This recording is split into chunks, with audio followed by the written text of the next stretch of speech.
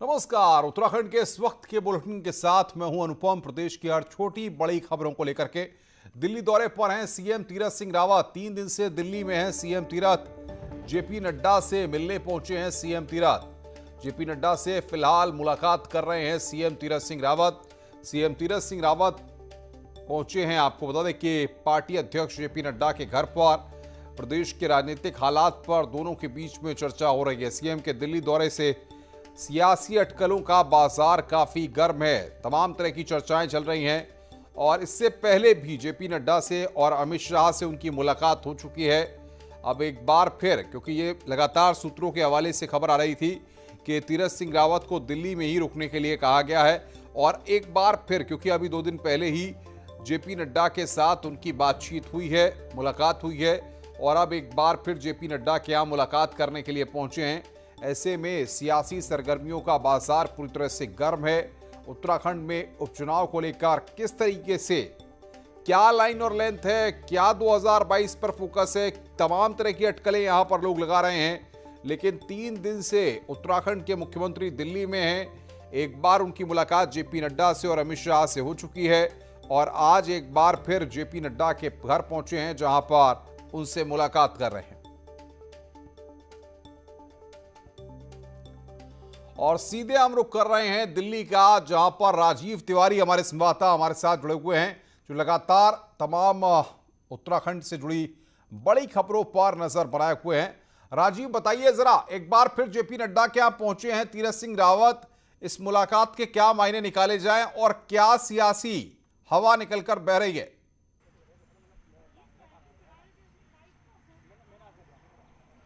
बिल्कुल, अगर देखा जाए तो कल ही मुख्यमंत्री देहरादून जाने वाले थे, लेकिन पार्टी आलाकमान के कहने के बाद वो यहाँ दिल्ली रुके, और आज इस समय वो पार्टी अध्यक्ष के घर पहुंचे हुए हैं, जेपी नड्डा जी के घर पे, और यहाँ पे महत्वपूर्ण मुद्दों पे चर्चा चल रही है। सबसे बड़ा सवाल यही है कि मुख्यमंत्री उपचुनाव लड़ेंगे कि नहीं लड़ेंगे। जैसा कि निर्वाचन आयोग की तरफ से यह प्राविधान है, 151A में व्यवस्था दी गई है कि जहाँ पे भी 1 साल से कम कार्यकाल होता है विधानसभा का, वहाँ पे उपचुनाव नहीं कराया जाता है। लेकिन क्या इनको रास्ता दिया जाएगा कि नहीं, यह बड़ा सवाल है। पार्टी के लोग जाके चुनाव आयोग से मिलेंगे कि नहीं। साथ ही सबसे बड़ी बात यह है कि कोरोना संक्रमण की वजह से दूसरे जगह पे चुनाव कराने की अभी परमिशन नहीं दी जा रही है। तो ऐसे में देश भर में लगभग 25 विधानसभा ऐसी सीटें हैं जहां पे उपचुनाव कराना है। लोकसभा की 3 सीटें खाली हैं जहां पे उपचुनाव कराना है। तो ऐसे में अगर केवल इनको अकेले अगर परमिशन दिया जाता है चुनाव आयोग की तरफ से, तो विपक्ष इस पर बड़ा सवाल खड़ा करेगा। तो अब भारतीय जनता पार्टी इनको लेकर क्या रास्ता बनाती है, यह महत्वपूर्ण बात है।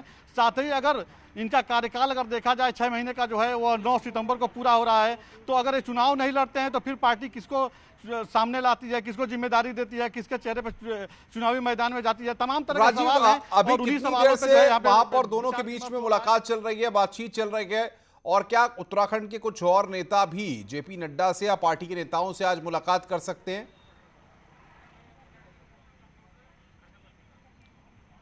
देखिए, इस तरह की संभावना जताई जा रही है, कल ही से संभावना जताई जा रही है कि पार्टी के कुछ वरिष्ठ नेता दिल्ली में मौजूद हैं। वो पार्टी हाईकमान से और पार्टी के जो रणनीतिकार हैं उन लोगों के साथ मिलकर बैठ सकते हैं। लेकिन इन लोगों की बैठक जो होगी वो गोपनीय होगी, कोई इसका आधिकारिक अभी जानकारी नहीं दी गई है। लेकिन यहाँ पर अभी जो मुख्यमंत्री तीरथ रावत की जो बैठक चल रही है, इसको बहुत ही महत्वपूर्ण माना जा रहा है, क्योंकि इस बैठक के बाद साफ हो जाएगा कि मुख्यमंत्री चुनावी मैदान में जाएंगे कि नहीं जाएंगे। जी, क्या लग रहा है, कयास किस तरह के लग रहे हैं, क्या माना जाए? पार्टी में इसको लेकर प्लानिंग हो गई है कि आखिर तीरथ सिंह रावत को लेकर क्या डिसीजन किया जाए?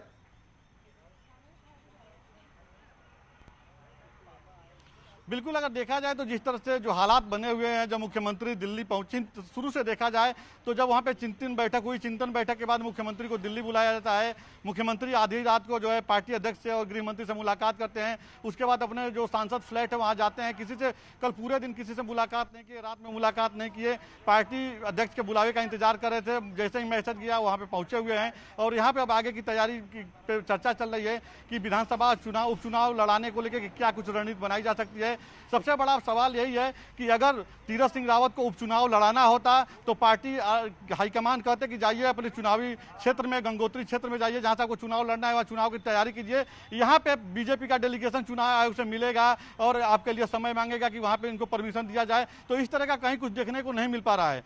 तो कहीं ना कहीं राजीव, आप नजर बना के रखिए, आगे भी हम आपसे अपडेट लेंगे। राजीव तिवारी हमारे संवाददाता वहां पर मौजूद हैं, जो पल पल की जानकारी हम तक दे रहे हैं। उत्तराखंड में बनी राजनीतिक अस्थिरता को लेकर पूर्व सीएम हरीश रावत का बड़ा बयान सामने आया। हरीश रावत ने कहा कि मुख्यमंत्री पिछले 3 दिनों से दिल्ली में डेरा डाले हुए हैं और उनके साथ ही कुछ चुनावी तोते भी दिल्ली पहुंच गए हैं। हरीश रावत का कहना है कि बीजेपी नेतृत्व खुद उलझन में है और उसने राज्य की जनता को भी उलझन में डाल दिया है। उत्तराखंड के सम्मुख एक गंभीर वैधानिक संवैधानिक उलझन खड़ी और भाजपा की समझ में नहीं आ रहा है कि वो किस ऑप्शन का चयन करें, राष्ट्रपति शासन। वहीं बीजेपी के प्रदेश अध्यक्ष मदन कौशिक हरीश रावत के बयान पर पूछे गए सवाल को टाल गए।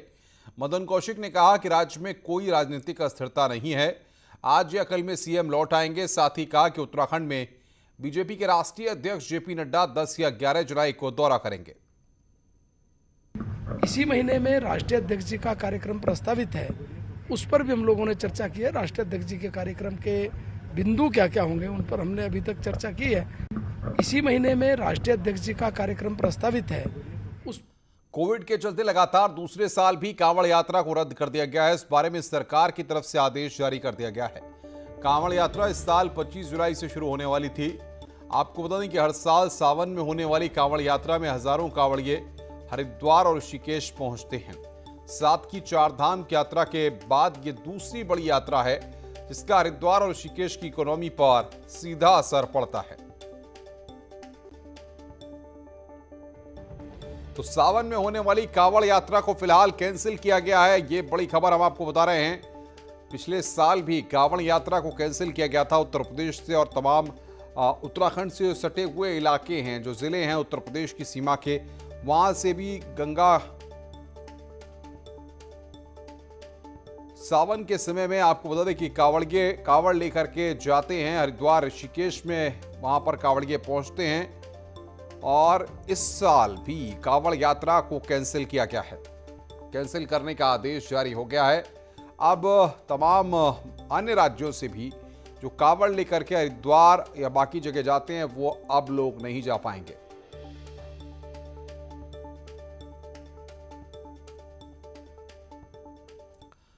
कोटद्वार मेडिकल कॉलेज के लिए आवंटित सरकारी जमीन पर खनन माफियाओं द्वारा खनन किए जाने के मामले में अब विभागीय तकरार शुरू हो गई है।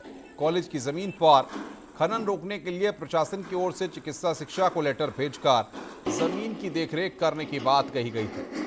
वहीं विभाग के बचाव में उतरे कोटद्वार विधायक और मंत्री हरक सिंह रावत का कहना है कि वर्तमान में जमीन की देखरेख की पूरी जिम्मेदारी पुलिस और राजस्व विभाग की है। तो एक पत्रालेख एक संबंधित विभाग के अधिकारियों को भी हमारे स्तर से किया गया है कि अपनी अपनी भूमि से संबंधित जो भी आपका, चाहे वो सेफ्टी वॉल हो, चाहे आपका जो है बाउंड्री वॉल हो, चाहे तार बाड़ हो, इसके माध्यम से अपनी भूमि को सुरक्षित रखने का प्रयास करना उनका भी एक प्राथमिक दायित्व है। तो ये इसका काम या तो खनन विभाग की जिम्मेदारी है या हमारे पुलिस की जिम्मेदारी है, राजस्व विभाग की जिम्मेदारी है, और अगर वन क्षेत्र में कोई खनन हो रहा है ये वन विभाग की जिम्मेदारी है। हम अपनी टेहरी के प्रतापनगर में माजव गोल्डियानी रोड बनकर तैयार हो गई है, लेकिन काश्तकारों को अभी तक मुआवजा नहीं मिला है, जिससे ग्रामीण परेशान हैं। लोग मुआवजे के लिए पीडब्ल्यूडी के चक्कर काट रहे हैं, लेकिन कोई कार्रवाई नहीं हो रही। वहीं विभागीय अधिकारी बजट की कमी बता रहे हैं।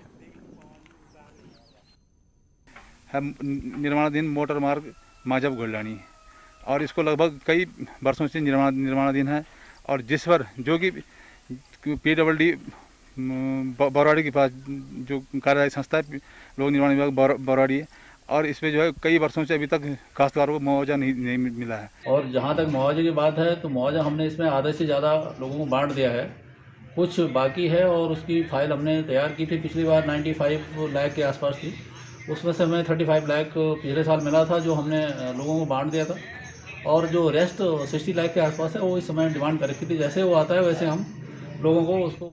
नैनीताल में पर्यटकों का आना शुरू हो गया है, लेकिन पालिका स्थानीय लोगों के साथ पर्यटकों की जान भी खतरे में डाल रही है।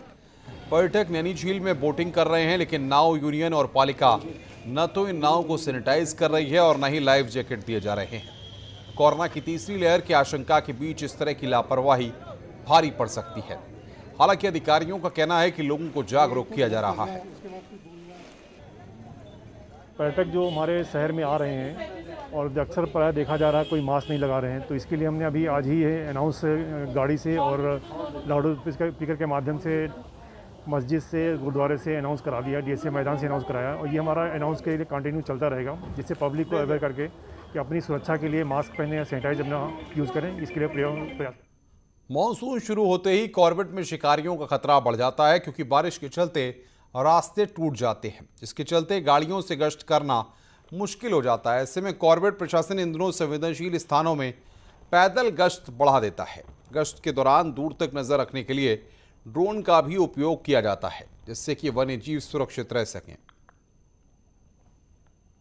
इन सबको ध्यान में रखते हुए जो भी हमारे एंटी पोचिंग चौकीज हैं उसमें एक्स्ट्रा मैन पावर रखते हुए और जो भी इक्विपमेंट्स की ज़रूरत होती है उसके अलावा मेडिकल किट वगैरह रखते हुए सभी एंटी पोचिंग चौकीज को सशक्त किया जाता है और जितने भी हमारे सेंसिटिव एरियाज़ हैं उसमें फुट पेट्रोल को बढ़ाया जाता है।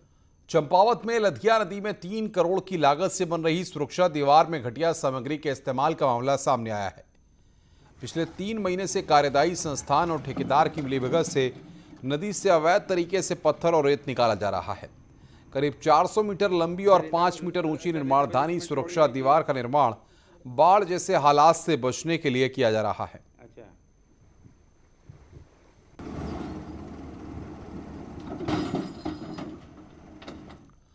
सीएम तीरथ सिंह रावत ने यहां पर ट्वीट किया है, माननीय प्रधानमंत्री श्री नरेंद्र मोदी जी के कुशल नेतृत्व में भारत नित नए कीर्तिमान स्थापित कर रहा है। यह प्रधानमंत्री जी की दूरदर्शिता का ही परिणाम है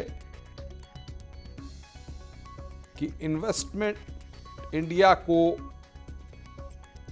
विश्व की सबसे नवोन्मेषी निवेश संवर्धन एजेंसी के रूप में सम्मानित होने का गौरव प्राप्त हुआ है।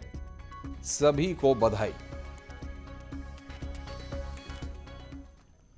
उत्तराखंड पुलिस ने बड़े फैसले के तहत प्रदेश के सभी जिलों में डायल 112 योजना के तहत सीसीटीवी कैमरों का वीडियो आउटपुट कंट्रोल रूम में वीडियो वॉल पर लेकर आएंगे और इसके लिए सभी जिलों के कप्तानों को निर्देश दे दिया गया है।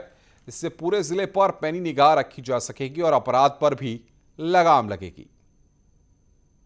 सरकारी कैमरे होते हैं विधायक निधि से और पार्षद निधि से और अन्य निधि से जो लगते हैं कलेक्टर निधि से, और बाकी जो प्राइवेट कैमरे होते हैं जैसे मॉल्स के वगैरह, तो इन सबको एक इसमें लेकर इसकी आईपी और कनेक्टिविटी लेकर इसको एक वीडियो वॉल पे जो हम डिस्ट्रिक्ट कंट्रोल रूम में लाएंगे तो पूरे जनपद को हम एक वीडियो वॉल पे देख सकेंगे। प्रदेश के कुमाऊं मंडल को गढ़वाल मंडल से जोड़ने वाली रोड यूपी से होकर गुजरती है, इससे समय ज्यादा लगता है, वहीं ये सफर महंगा भी पड़ता है। ऐसे में लंबे समय से कवायद की जा रही है कि राज्य की रोड राज्य से ही होकर गुजरे। इसके लिए कॉर्बेट टाइगर रिजर्व का रामनगर से कालागढ़ तक का पेंच समस्या बना हुआ है।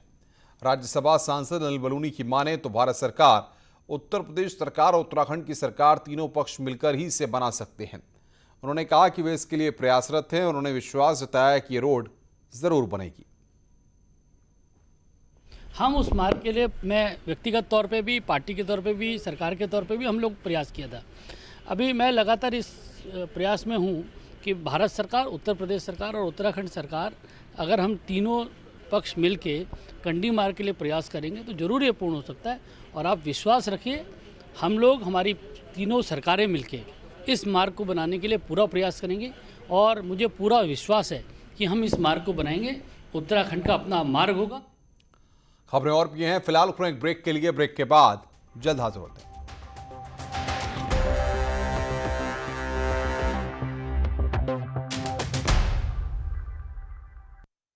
हेडलाइन प्रेजेंटेड बाय आइसन गुरु कूलर। गर्मी शुरू, आ गया गुरु। आइसन घर लाए खुशियां।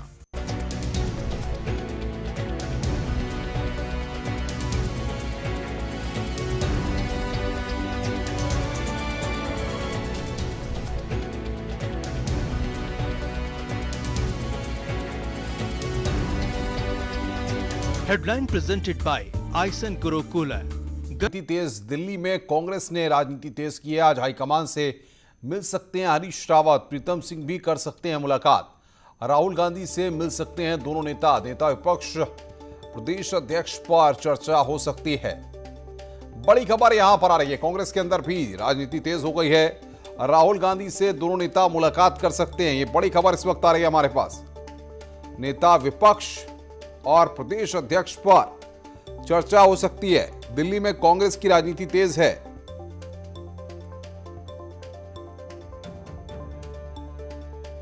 और प्रीतम सिंह भी आज मुलाकात कर सकते हैं राहुल गांधी से, ये बड़ी जानकारी हमारे पास आ रही है। नेता विपक्ष और प्रदेश अध्यक्ष यहां पर मुलाकात कर सकते हैं। दिल्ली में कांग्रेस की राजनीति काफी तेज है। और बातचीत करने के लिए दीपांकर भट्ट हमारे संवाददाता फोन लाइन पे जुड़ रहे हैं। दीपांकर, क्या अपडेट मिल पा रहा है? बिल्कुल अनुपम, जो खबरें अभी सूत्रों के हवाले से हमारे पास है वो ये है कि राहुल गांधी से वक्त मांगा गया है प्रीतम सिंह और हरीश रावत की तरफ से, और खबर है कि 4 से 5 बजे के बीच राहुल गांधी से मिलने का वक्त मिल सकता है। और फिर ये दोनों नेता राहुल गांधी से मुलाकात करेंगे, क्योंकि इन्हीं दोनों नेताओं के बीच इस समय पे बिल्कुल टकरार है। ये दोनों नेता चाहते हैं कि अध्यक्ष उनके हिसाब से हो, दोनों नेता चाहते हैं कि नेता विपक्ष के पद पर इस वक्त प्रीतम सिंह चाहते हैं कि प्रदेश अध्यक्ष उनके हिसाब से हो, हरीश रावत अपने हिसाब से आते हैं। तो कुल मिला के हाईकमान पर मामला छोड़ा गया था, और अब राहुल गांधी से बातचीत के बाद इस बात की उम्मीद है कि नेता विपक्ष और प्रदेश अध्यक्ष के पद पर कोई फैसला हो पाएगा। दीपांकर, लेकिन सबसे बड़ी बात यह है कि अगर गुटों में कांग्रेस पार्टी बटी हुई है तो कैसे राहुल गांधी उसको एकजुट करेंगे? क्योंकि सबसे बड़ी बात यह है कि इससे पहले भी हम उत्तराखंड में कांग्रेस के अंदर मतभेद देख चुके हैं। बिल्कुल अनुपम, सबसे बड़ी बात यह है कि हरीश रावत यहाँ पर मुख्यमंत्री रह चुके हैं और इससे पहले केंद्रीय मंत्री भी रह चुके हैं, और हरीश रावत को सीनियर लीडर, उत्तराखंड में सबसे बड़े सीनियर लीडर इस वक्त है। वहीं प्रीतम सिंह प्रदेश अध्यक्ष हैं। ऐसे में दोनों नेताओं को पार्टी नाराज करने के मूड में रही है। तो अब दोनों नेता नाराज भी ना हो, एक व्यक्ति नेता विपक्ष भी बन जाए, प्रदेश अध्यक्ष भी तय हो जाए, फिर उसका जातिगत समीकरण भी देख लिया जाए, तो राहुल गांधी पर दोनों नेताओं की इस बात की उम्मीद है कि कोई बीच का रास्ता वो निकालने में कामयाब होंगे, ताकि ना प्रीतम सिंह नाराज हो ना हरीश रावत नाराज हो, वो भी 2022 चुनाव से पहले। अनुपम, बहुत बहुत शुक्रिया दीपांकर हमारे साथ जुड़ने के लिए और बातचीत करने के लिए। और बड़ी खबर आ रही है, दिल्ली दौरे पर सीएम तीरथ सिंह रावत हैं। 3 दिन से दिल्ली में ही है सीएम तीरथ, और मुलाकात उनकी समाप्त हो गई। जेपी नड्डा से मिलने के लिए पहुंचे थे, दोनों नेताओं के बीच में मुलाकात हुई और बातचीत खत्म हो गई है। मुलाकात के बाद निकले हैं सीएम तीरथ, ये अपडेट आ रहा है। मुलाकात खत्म हो गई है। पिछले कई मिनटों से जो मुलाकात जारी थी जेपी नड्डा के साथ, फिलहाल वो मुलाकात खत्म हो गई है। इस वक्त का बड़ा अपडेट आ रहा है। न्यूज़ 18 अपने दर्शकों को बता रहे हैं कि उत्तराखंड के मुख्यमंत्री तीरथ सिंह रावत की बीजेपी के राष्ट्रीय अध्यक्ष जेपी नड्डा के साथ उनके आवास पर जो मुलाकात चल रही थी, वो मुलाकात फिलहाल खत्म हो गई है। अब सवाल यहां पर यह कि जेपी नड्डा से इससे पहले भी मुलाकात कर चुके हैं, आज फिर जाकर के अभी कुछ मिनटों की मुलाकात हुई है।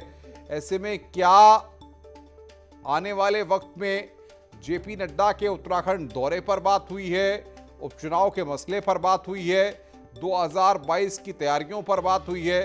अब यहां पर कई सवाल यहां पर चीजें निकलकर सामने आ रही हैं कि आखिर किन मसलों को लेकर बातचीत हुई है, क्योंकि दिल्ली के दौरे पर 3 दिन से हैं सीएम तीरथ सिंह रावत। अब ऐसे में मुलाकात करने के लिए जेपी नड्डा के यहां पहुंचे। राजीव हमारे साथ फोन लाइन पे जुड़ रहे हैं बातचीत करने के लिए। राजीव, क्या जानकारी मिल पा रही है आपको? देखिए, जो जेपी नड्डा और सीएम तीरथ रावत की मुलाकात चल रही थी और समाप्त हो गई। मुलाकात बहुत लंबी नहीं चली। मतलब साफ है कि जो भी मैसेज देना था वो पार्टी अध्यक्ष ने मुख्यमंत्री को मैसेज दे दिया है। उसके बाद सीएम तीरथ रावत यहाँ से निकल गए हैं। निकलते समय उन्होंने मीडिया से कोई बात नहीं की, और जो उनका जो मतलब जो चेहरे का जो लुक था, उसके हिसाब से अगर देखा जाए तो बहुत कुछ पॉजिटिव नहीं दिख रहा था। जी, राजीव कह रहे हैं कि बहुत कुछ पॉजिटिव चेहरे के एक्सप्रेशन से नहीं दिख रहा था। तो क्या आने वाले कुछ मिनट, कुछ घंटे में काफी महत्वपूर्ण है उत्तराखंड के लिए? बिल्कुल, इस बात से इंकार नहीं किया जा सकता है। जिस तरह से वो मायूस होकर निकले हैं, तो कहा जा सकता है कि कोई पार्टी कोई बड़ा निर्णय ले सकती है उत्तराखंड को लेकर, क्योंकि पार्टी के जो रणनीतिकार हैं उनका साफ तौर पर कहना है कि हमें जो है उत्तराखंड विधानसभा चुनाव जीतना है, और जीतने के लिए जो भी रणनीति बनाई जाएगी उसको हम अपने हिसाब से तैयार कर रहे हैं। यही बात है चिंतन बैठक में भी हुई, और बैठक के बाद ही जो है मुख्यमंत्री को दिल्ली तलब कर लिया गया था। कल इनको देहरादून जाना था मुख्यमंत्री को, लेकिन इनको कहा गया कि अभी आप दिल्ली में रुके रहिए, और आज ये मुलाकात हुई है। लगभग 15 मिनट मुलाकात हुई है। बहुत बहुत शुक्रिया राजीव, नजर बना के रखिए, आगे भी हम आपसे अपडेट लेंगे। कोरोना की संभावित तीसरी लहर की तैयारी के लिए श्रीनगर के मेडिकल कॉलेज में व्यापक इंतजाम किए गए हैं। इससे गढ़वाल के 4 पहाड़ी जिलों को स्वास्थ्य सेवाएं मिलेंगी। मेडिकल कॉलेज में दवाइयों के स्टॉक को तैयार रखा गया है। साथ ही ऑक्सीजन युक्त वार्ड और बच्चों के लिए आईसीयू तैयार किया गया है और रुद्रप्रयाग, चमोली, पौड़ी और टिहरी जनपद की मेडिकल टीम को कोविड मैनेजमेंट की ट्रेनिंग दी जा रही है। 200 बेडेड कोविड अस्पताल के अलावा हम लोगों ने जो है 70 बेड, जिसमें से 50 हमारे जो है पीडियाट्रिक वार्ड प्लस 10 हमारे जो है निकू वार्ड, आईसीयू और पीडियाट्रिक आईसीयू, इन लोगों की हमने व्यवस्था कर रखी है। हमारे पास वेंटिलेटर की हमने व्यवस्था कर ली है। उससे रिलेटेड जितने भी ड्रग्स हैं हमारे पास, उसकी हम लोगों ने व्यवस्था कर ली है। टिहरी जिले में पिछले 2 दिनों से कोरोना के आंकड़े कम हुए हैं, लेकिन अब संभावित तीसरी लहर की तैयारी में स्वास्थ्य विभाग जुट गया है और ब्लॉक स्तर के हॉस्पिटल में 10-10 बेड की व्यवस्था की गई है। साथ ही सभी उपकरण और दवाइयां भी उपलब्ध कराई जा रही हैं। वहीं नरेंद्रनगर कोविड केयर अस्पताल में ऑक्सीजन प्लांट शुरू होने से भी राहत मिली है। हमारी मेन फोकस हमारा 3rd वेव के लिए है, तो उसमें हम 2 चीज़ कर रहे हैं कि सभी ब्लॉक में जो हमारे हॉस्पिटल हैं उसमें हम 10-10 बेड बच्चों के लिए रिजर्व कर रहे हैं, जिसमें सफिशिएंट मात्रा में ऑक्सीजन, दवाइयाँ, उपकरण हम सुनिश्चित करने जा रहे हैं। तो उसके लिए हमने सारा होमवर्क अपने लेवल पर कर लिया है। जल्दी ही हम